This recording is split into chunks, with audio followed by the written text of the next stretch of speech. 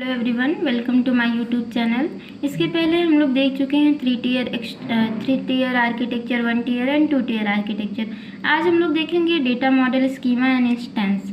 Data model, schema और instance क्या होते हैं। सबसे पहले स्कीमा क्या होता है। स्कीमा जो होता है वो रिप्रेजेंटेशन होता है जिसमें थ्रू डेटाबेस में लॉजिकली डेटा को स्टोर किया जाता है। ये स्कीमा जो प्रोवाइड करता है कि ये मतलब एट्रीब्यूट का कलेक्शन को प्रोवाइड करता है कि कैसे एक दूसरे से जो एट्रीब्यूट है वो आपस में रिलेटेड हैं, उसी को यहाँ पे स्कीमा बोला गया है। स्कीमा लाइक टेबल में प्राइमरी की, फॉरेन की, फील्ड एंड पैकेज, ये सब कंटेन्स स्कीमा ही कंटेन करता है। मतलब इस टाइप के ऑब्जेक्ट को डेटाबेस में स्कीमा बोला जाता है। जैसे यहाँ पे एक स्टूडेंट का टेबल है जिसमें स्टूडेंट की आईडी है और कोर्स, मतलब एक कोर्स का टेबल ये अलग से यहाँ अलग किया गया है और एक स्टूडेंट का टेबल है।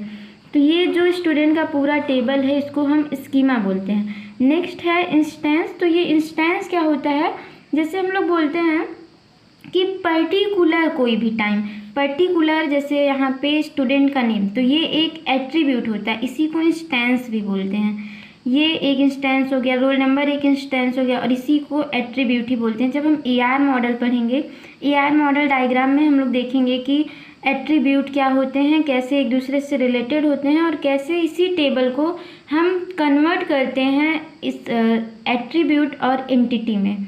तो आज अभी फ़िलहाल के लिए हमें बस ये पता होना चाहिए कि स्कीमा और इंस्टेंस होता क्या है।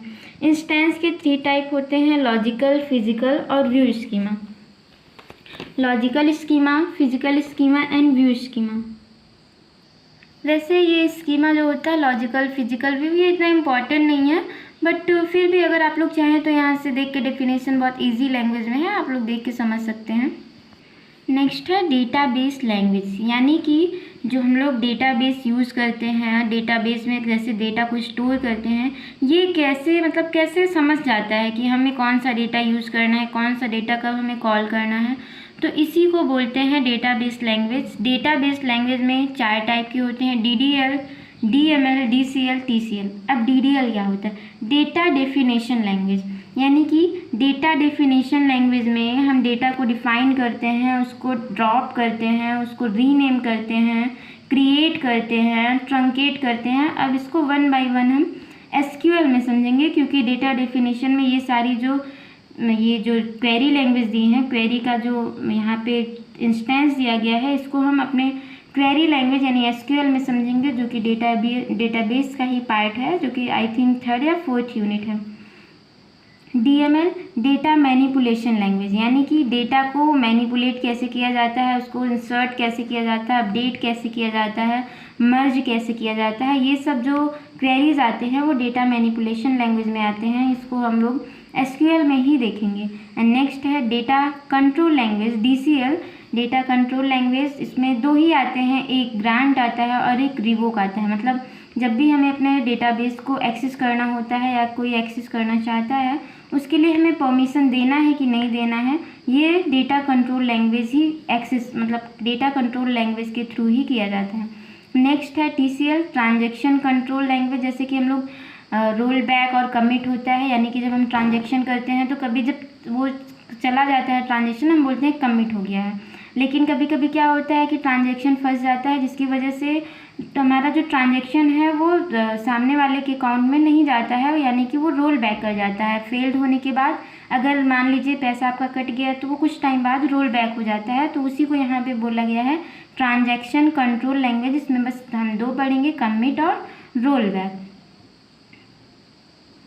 तो हम 1 बाय 1 समझ लेते हैं कि डेटा डेफिनेशन लैंग्वेज होता क्या है। तो सबसे पहले देख लेते हैं DDL, यानी कि data definition language. Data definition language जो होता है वो स्ट्रक्चर, डेटाबेस के स्ट्रक्चर या पैटर्न के लिए यूज़ किया जाता है। मतलब डेटाबेस के स्ट्रक्चर और पैटर्न का क्या मतलब है, मतलब हम जो डेटाबेस डिफाइन कर रहे हैं उसको क्रिएट करना है, उसमें कितने रो होंगे, कितने कॉलम होंगे, कैसे क्रिएट करना है, क्या क्या एंटिटी रखना है, ये सब हम डेटा डेफिनेशन लैंग्वेज में ही देखेंगे। तो डेटा डेफिनेशन लैंग्वेज में सबसे पहला है क्रिएट। देखते हैं क्रिएट कैसे वर्क करता है। तो क्रिएट, जब हम SQL क्वेरी लिखते हैं, जब हमें डेटाबेस क्रिएट करना होता है तो हम वहाँ पे क्रिएट नाम की क्वेरी लिखते हैं। जैसे मान लो हमें क्रिएट करना हुआ एक डेटाबेस जिसमें हमें स्टूडेंट की इंफॉर्मेशन स्टोर करनी है, तो हम लिखेंगे क्रिएट अ टेबल इन विच, जैसे क्वेरी जैसे लिखते हैं एसक्यूएल में क्वेरी कैसे लिखा जाता है, क्रिएट अ टेबल मतलब मुझे एक टेबल क्रिएट करना है in which we want to store student name, student ID, student phone number. इस टाइप के क्वेरी को क्रिएट करने के लिए हम यूज़ करते हैं क्रिएट। नेक्स्ट है अल्टर। अल्टर यूज़ किया जाता है उसको स्ट्रक्चर को चेंज करने के लिए, मतलब अगर पहले से जो स्ट्रक्चर है उसमें हम कुछ चेंजेस करना चाहते हैं तो हम उसको अल्टर यूज़ करके करते हैं। नेक्स्ट है ड्रॉप। ड्रॉप यूज़ किया जाता है डेटाबेस में ऑब्जेक्ट को डिलीट करने के लिए, लेकिन अभी हम लोग एक डिलीट नाम का भी क्वेरी देखेंगे, यानी डिलीट नाम का स्कीमा भी देखेंगे। वो यूज़ किया जाता है डिलीट पूरे टेबल को डिलीट करने के लिए, लेकिन ड्रॉप उस टेबल में से किसी ऑब्जेक्ट को डिलीट करने के लिए यूज़ किया जाता है। नेक्स्ट है ट्रंकेट। ट्रंकेट यूज़ किया जाता है टेबल के रिकॉर्ड को रिमूव करने के लिए। टेबल के रिकॉर्ड का मतलब टेबल में जो रिकॉर्ड स्टोर है, यानी कि जो स्टूडेंट की इंफॉर्मेशन स्टोर है, अगर हम वो रिमूव करना चाहते हैं तो हम यूज़ करते हैं ट्रंकेट। एंड नेक्स्ट है रीनेम। रीनेम यूज़ किया जाता है किसी भी ऑब्जेक्ट को रीनेम करने के लिए। मान लो स्टूडेंट है, स्टूडेंट की कुछ आईडी वगैरह है, उससे हम स्टूडेंट की आईडी ना लिख के हम चाहते हैं कि हम लिखें स्टूडेंट का एड्रेस, तो उसके लिए हम यूज़ करते हैं रीनेम। आज के लिए इतना ही। कल हम लोग देखेंगे DML, DCL and TCL। Thank you.